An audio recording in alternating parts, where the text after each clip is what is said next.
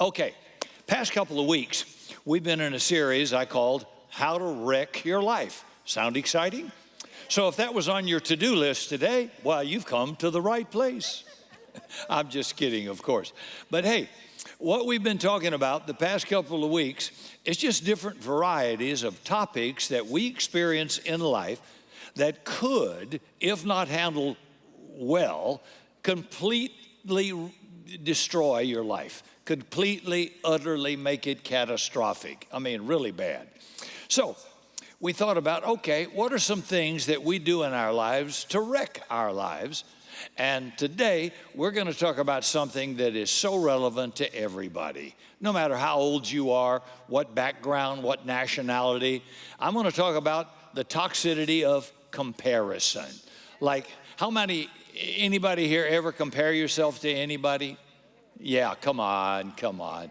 See, comparison is something that we just can't stop. We just keep doing it again and again.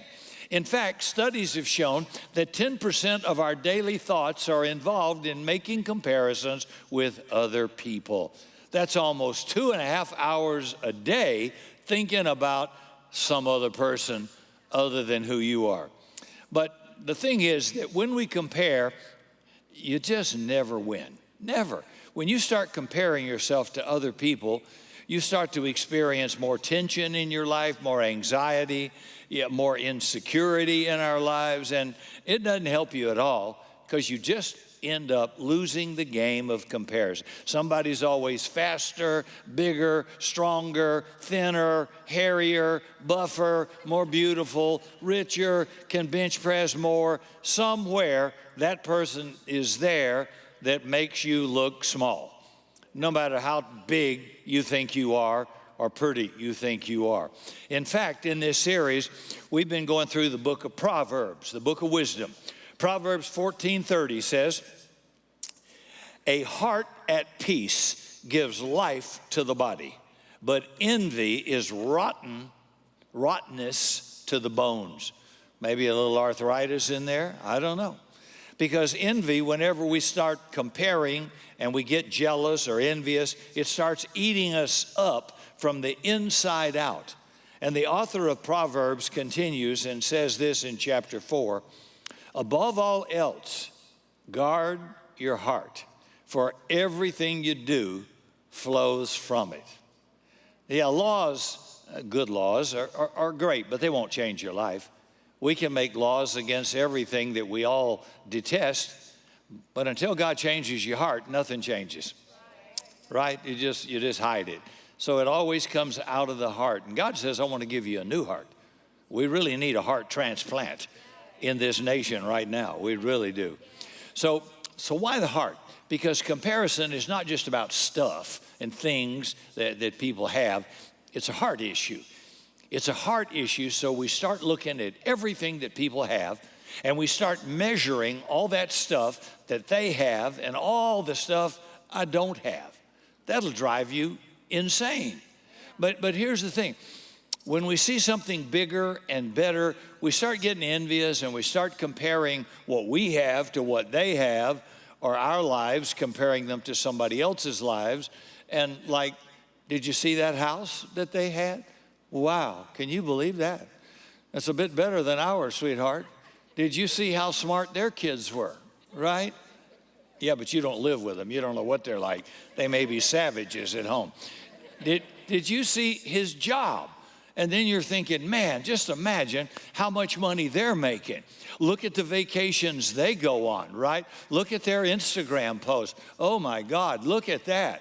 Look at the kind of clothes they wear. Look how skinny they are. Look how great they look. And we start comparing, and you could do this all day and go nuts, right? We can sit here all day and do this, all the while neglecting the most important thing God says is the heart, the heart. How many of you guys spend a lot of time on social media? And don't worry, I'm not going to shame you until I get home. No. Okay, watching what people are up to, all the cool places they went, clothes they're wearing, people they're with, and they didn't invite me. Yeah, I mean, we just love looking at all that stuff. You know, we enjoy social media, but hey, here's the thing. This was a tool that was supposed to help us stay connected with people that we love. But that's not what it's become. It's less about staying connected to the people we love and more about competing with the people we resent. I want them to see what I'm doing, what I got. Take it, see? And you're looking at all the stuff they have, and you're just like, you get a little bit more angry and more upset because all this stuff that they're doing, that they have, that I don't have, and I'm not doing. And you find it one of the best ways to wreck your life is to start comparing your life to everybody else's life, because it will surely keep you from living your life. Now, God made you, hand-wired you, handcrafted you, and you're exactly what He wanted to do what He designed you to do or to be. So if you try to be somebody else, you're going to miss your purpose. So I have to tell myself, I am gifted just right for my assignment. Stay in your lane. I don't care what she's got, how she looks, what he's got, what they have, where they live. No. When God gives an accounting, when God reckons us all together one day in eternity, all He's going to ask you, what'd you do with what I gave you? And if I don't care how small you were, you can get the same reward as somebody with 5 talents if they used them all. You get the same thing. Remember, this is a short run on earth. This is like a little 100-yard dash because we don't live that long, but you're going to live in eternity forever. So make your life count. Don't get caught up in what they have, you have, they don't have. Don't get your head in the game like it. You got to love who you are. You know, many of us know the story of David and Goliath. You know, the David that slayed the giant. That's a cool story. I like it. But here's what I want to do. Let's look behind the scenes at what was going on before David killed a giant. So David, in his early years, before he became king, before he killed Goliath, everybody around him was actually comparing him to somebody else. But I really love his response because I think we can learn something from it. And during this time, what was happening was the Israelites, who David was part of, and the Philistines, they're about to get together and square off in battle. But this giant Goliath has an idea. Instead of a full-fledged battle where we're out there killing everybody, let's just do this. Let's have a mano a mano, a one-on-one battle. You pick one person from your squad, Israel, and come against me, one person. And whoever wins, then that nation will fall under the person that won. And you know, that was kind of a decent idea because only one person's going to die that day. Okay, the only thing is that when they looked at Goliath, they just felt like they were no match for him. So in 1 Samuel chapter 17, this is how it describes Goliath. It says, a champion named Goliath, who's from Gath, came out of the Philistine camp. His height was 6 cubits and a span. Now that's almost 10 feet tall. That's a tall dude. And that's got to be a big dude. All right, not only that, he had a bronze helmet on his head. He wore a coat of scaled armor weighing 5,000 shekels. That's 126 pounds of armor. That's a person. He got to be a big dude to carry this, right? On his legs were bronze greaves, and a bronze javelin was slung on his back. And his spear was like a weaver's rod. And the iron point, that's the tip of the spear, weighed 600 shekels. That's 15 pounds. That's just the tip of a spear. So imagine a spear tip, 15 pounds, being hurled at you. How do you not size this guy up, right? I mean, he's such a far superior human than they could ever imagine, and nobody could find anybody to match him in Israel's camp. So here's the thing with David. David knew God, and he knew that this giant didn't stand a chance against God.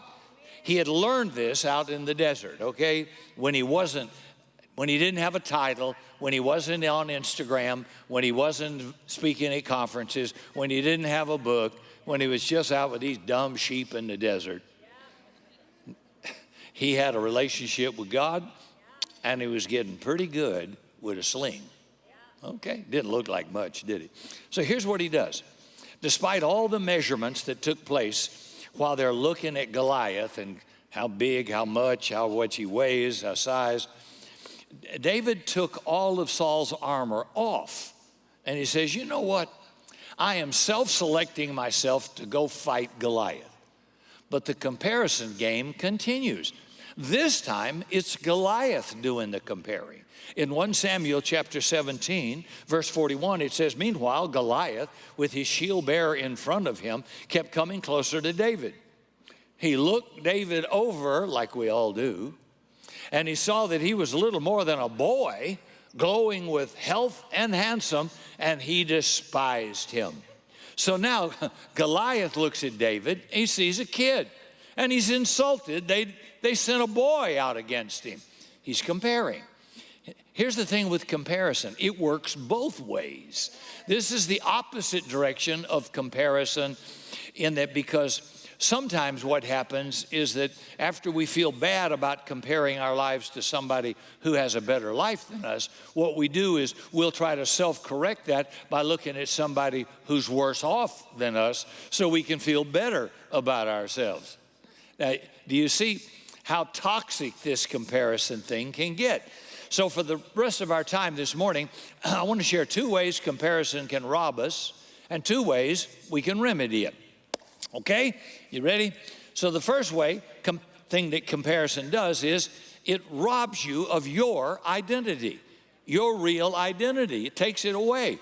One of the most damaging effects of comparison is that we lose our uniqueness. We steal somebody else's uniqueness. And let me say this, if 2 of us are identical, one of us can go home. You're not necessary. So God made us all different, and that's a good thing. Diversity is a good thing. Division's a bad thing, but diversity is a good thing, okay? God doesn't clone us, he transforms us. Religion clones you. I hate that. I am unique. I am an individual. There ain't nobody like me. And I don't care who takes my place one day. They ain't never going to be me. You can put that in your Bible and write it down. You can't replace me, not in the sense that there's somebody, oh, he's just like Rick. No, he won't be. I'll see to it in the remaining years that I have. I'm trying to push you a little bit with some fun. You get it, right? We are unique. I don't want to be somebody else. I have friends some that are wealthy, some that are not wealthy, some incredibly gifted, some just kind of average, all kinds of people. And it's that uniqueness that makes everything really kind of cool when you put it together.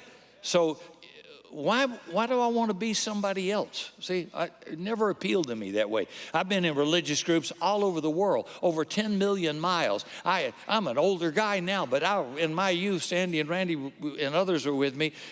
I traveled the whole world, preaching on every conference, from faith to Pentecostal to Baptist or whatever, and I never fit in with any group. And the first group I ever went to was in South Africa, over 10,000 people in one place. And I got up, and everybody else preaching was in a 3-piece suit, gold Rolexes, gold chains, Mr. T starter kits, and I walked out in a Hawaii shirt, blue jeans, and tennis shoes. And I thought, we're going to find out if I am called or I just came. And I've been going back for 35 years, and I'll be back in September. And I'm saying I didn't try to fit in. I don't have a chance if I try to fit in. I'm not that cool, but I am edgy and I am fun. And so it really made a difference in the fact that most of them came out of groups that said, you got to have this hairstyle, you have to wear that kind of clothes, you have to have this kind of a man purse, you have to do this and look like this. If you don't know what I'm talking about, you don't watch Instagram. I'm trying. I just refuse to be in any. I'd love to be friends with everybody, and I am, but I don't want to be like them. I want my own individuality. Dang that. And I want you to want your own individuality. I don't try to clone you here. Billy Cowsard walked out a while ago. If we had 14 inches of snow, he's in Bermudas, a Hawaii shirt, and tennis shoes. And Oscar's the same way. Oscar will be in Bermudas. If we had 32 below zero, he's coming in Bermuda shorts. He's going to keep his uniqueness, and nothing I say can change him. Why don't you wear pants? Doesn't help him at all, right? So we steal somebody else's uniqueness. Sandy teaches the Bible. She has her own style and method. You can try to copy, but it won't be the same. You can't be. I can't be T.D. Jakes or anybody like that. Keep your own uniqueness. God made you that way. You'll have the right appeal you should have. You'll be able to succeed like you should. It'll be fine. And somebody will actually love you and marry you because they like your uniqueness. Right? So, the scripture tells us we are fearfully and wonderfully made by God. But see, when we're playing the game of comparison, what we're doing is saying, you know what?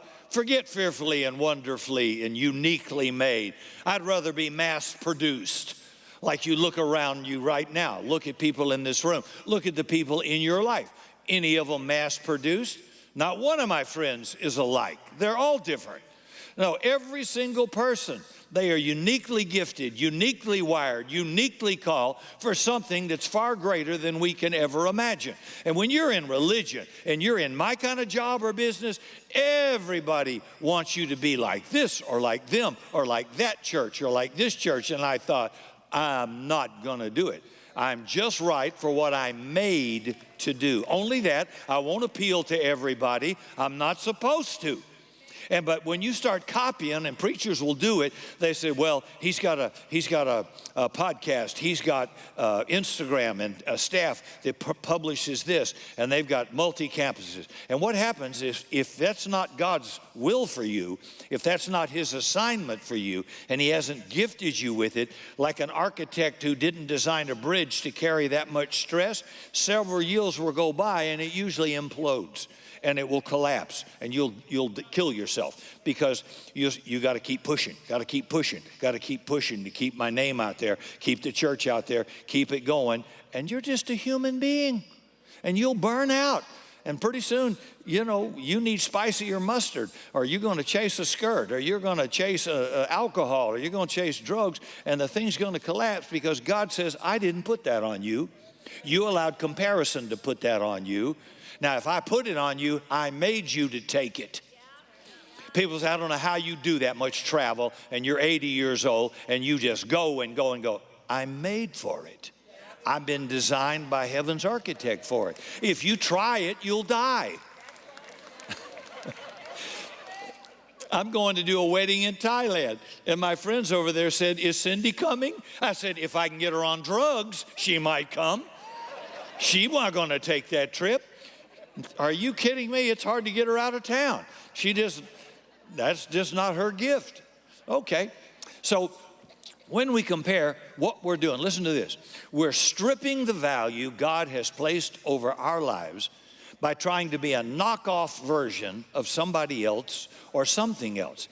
And the most sobering part of the story here in verse 38 is, it says this, it says, then Saul dressed David in his own tunic.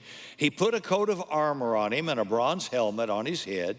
David fastened on his sword over the tunic and tried to walk around because he was not used to them. He said, I cannot go in these, he said to Saul, because I'm not used to it. So he took them off. You look at that picture up there. Do you have anything in a 32 Slim? Fun. That's what it looks like when we try to be somebody else that we're not gifted or made by God to be. When you're in this church, I want to meet the real you.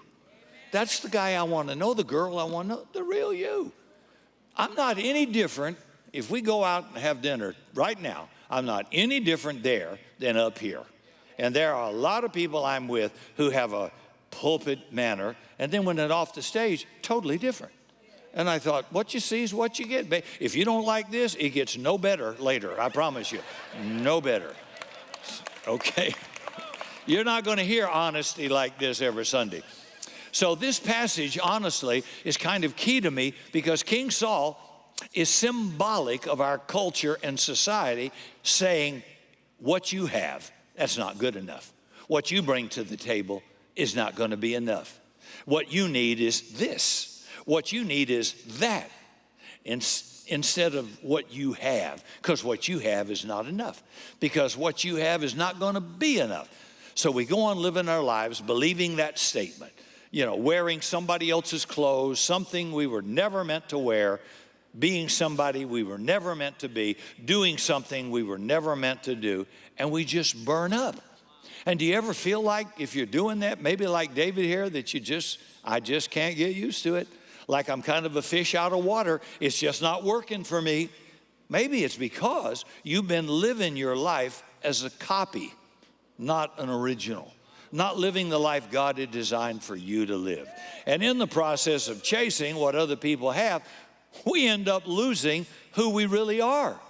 I don't want to lose myself trying to compete in this religious game, right? So we lose when we compare.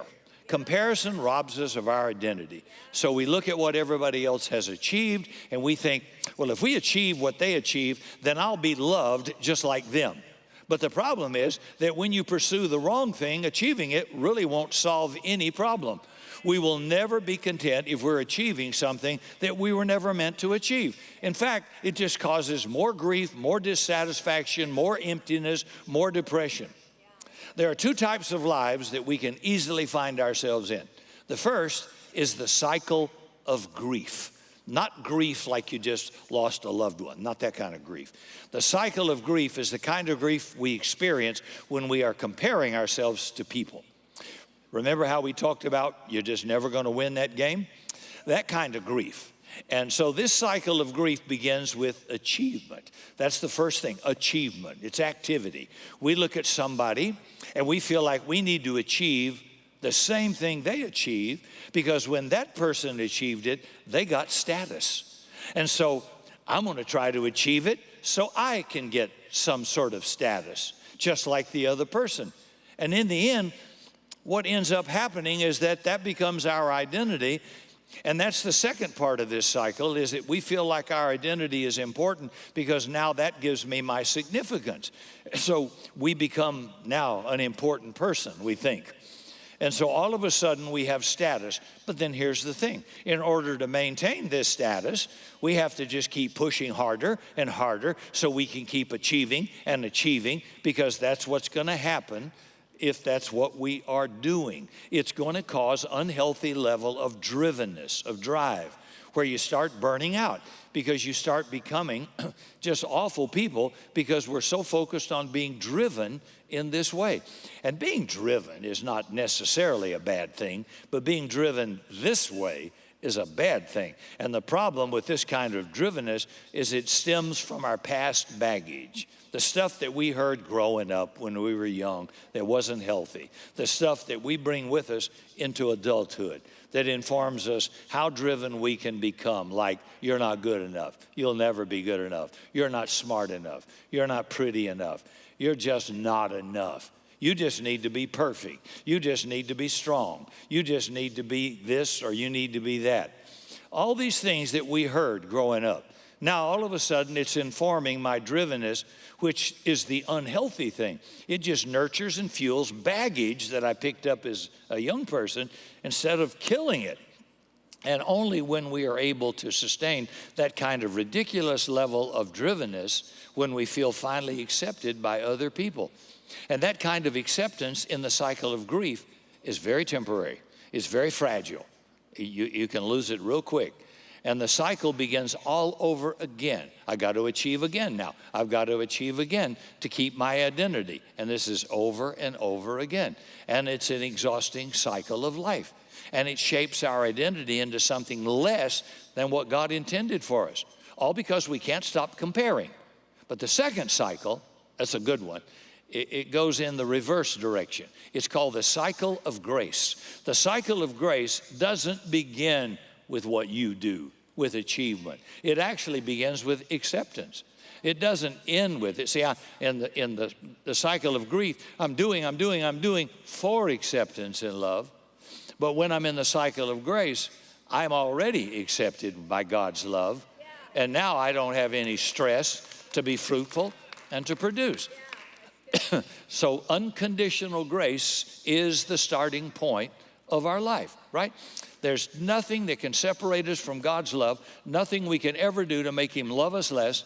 And it starts with a sense of, I am accepted, that we gain confidence. Not in because you can do this, Rick, or because you can do that, or in your ability, but in how God sees us in his sustaining love and grace for each of us. This is a big thing. So that's the second stage of this cycle, sustenance.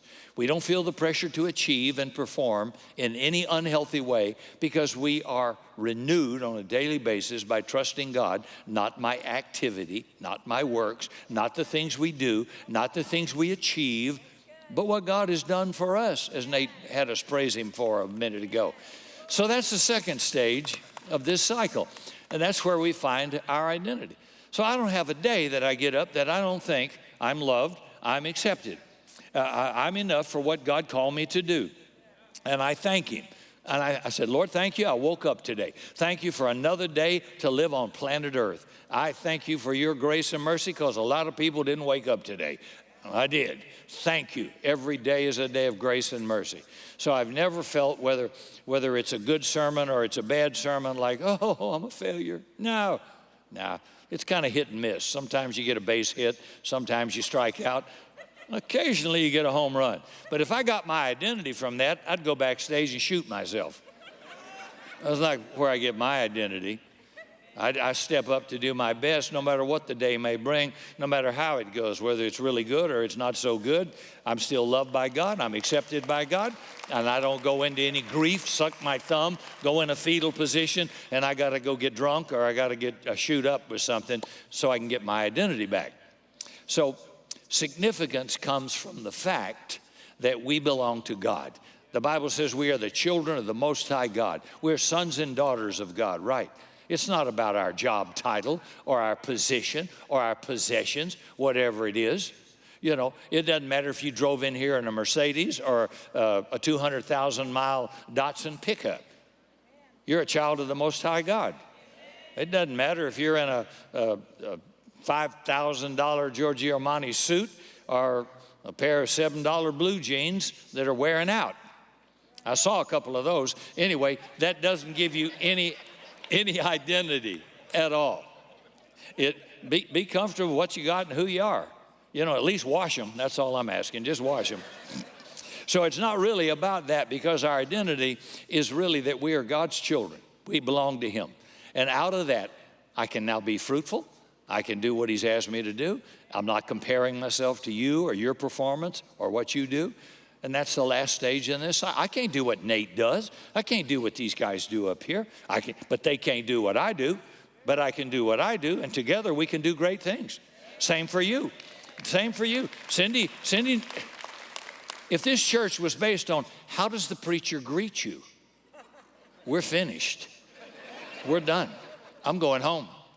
Cindy can give you your body weight, your temperature, when your last monthly was, how the baby is. She knows. I don't have a clue. And so guess what? She makes me look good. And if we go in a restaurant, she'll say, she knows me. She'll squeeze me. She'll say, see that couple over there in the back in that booth? That's Bonnie and Joe Silvertone or something. They've been in our church for 5 years. They run a home group. Hey, Bonnie. Hey, Joe. How you? I can't do that. She makes me look good. So if I walk up to you and say, hey, bro, hi, you know I don't know.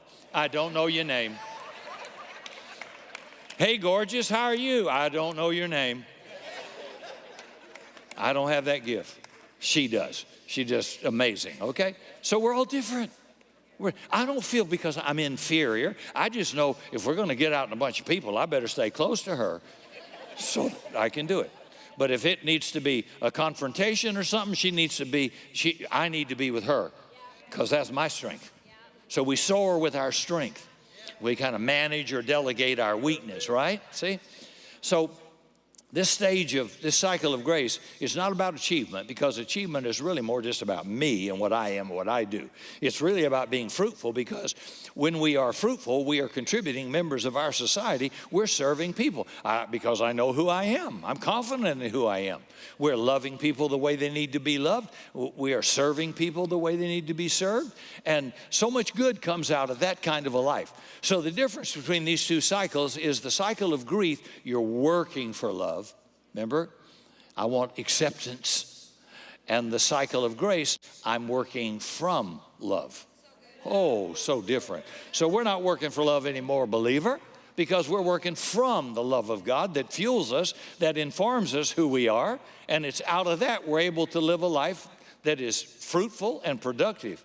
Like I would hope all of us want to live that kind of a life, all of us. So if comparison robs us of our identity, the remedy is grace. Grace in that we don't have to prove ourselves to the world. We don't have to try to be like somebody else, because we simply trust in God. I can trust Him with small things or big things. I don't have to go to God and say, God, what's the purpose for my life? No, you just go to God and you do the small things, simple things, and one step at a time, and God begins to unfold over time for you, progressive, kind of like that.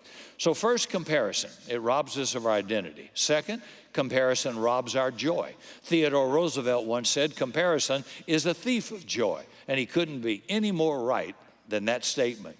In fact, there's a recent study that says in neighborhoods where somebody wins the big lottery, the neighbors are more likely to go out and make large, substantial purchases. And not only that, they were more likely to go bankrupt. Now, that's pretty interesting, isn't it? Like these bankruptcies were 100% avoidable because somebody in the neighborhood won the lottery and got all this stuff. All of a sudden, the neighbors are feeling like, oh my gosh, I need an RV too. Right? No, or I need that, or I need this. I need what they have. And all of a sudden, you know, you're in a financial mess. Or I need to be like that church, or I need to be like that TV ministry. No, you don't. No, you don't. You need to just be what God made you to be. And here's the most dangerous thing is that when we compare, we often do it without knowing it's rotting our bones from the inside out. And so if comparison robs our joy, the remedy is gratitude. Gratitude because it focuses our attention on what we have and what we have been given by God. Just be the unique person God made you to be. Everybody won't like you, so what? I don't care who you are, everybody won't like you. But at least the ones that do like you are liking the real you. I don't want any fake friend. You got to love me on purpose. I love somebody, I love them on purpose, flaws and all. And I'm just saying, there's just nobody made by God that everybody's going to like. It's not possible. Well, Christians need a brain transfer. I don't know. Music's too loud, music's too soft. Nobody greeted me. Somebody got my seat. And I'm thinking, you act like you're in the 4th grade. What happened to you? Let me go meet your mom and dad. I want to slap them. Let me go. They failed you. What happened to you? Did you not know life is not fair? God is just. Get rid of this idea of fair. We're all different. We didn't get the same stuff. We don't have the same assignment. Just bloom where He planted you. Be the best you can be with what He gave you. I mean, this is not difficult.